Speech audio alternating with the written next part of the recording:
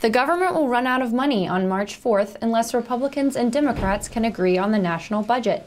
Both parties say that cuts are necessary, but they disagree on the how, when, and where. Congress is out of session this week, but when they return on Monday, they will have only a few days to work something out. And American University professor Beryl Radin says an agreement is in everyone's best interest.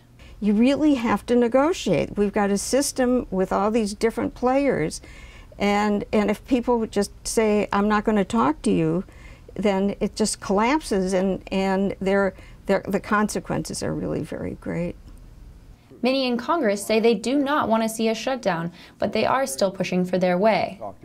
We do not have a government shutdown, but we must have reductions that are very, very substantial, and the Senate must have an opportunity to act upon them as well as the House. Democrats worry that a large, sudden cut in spending would hurt economic recovery. The president proposed a $3.7 trillion budget for 2012. Republicans say that spending is too high. They passed a $61 billion cut in the proposed budget last week. Many Democrats say Republicans are holding a hard line on negotiating and are being unreasonable.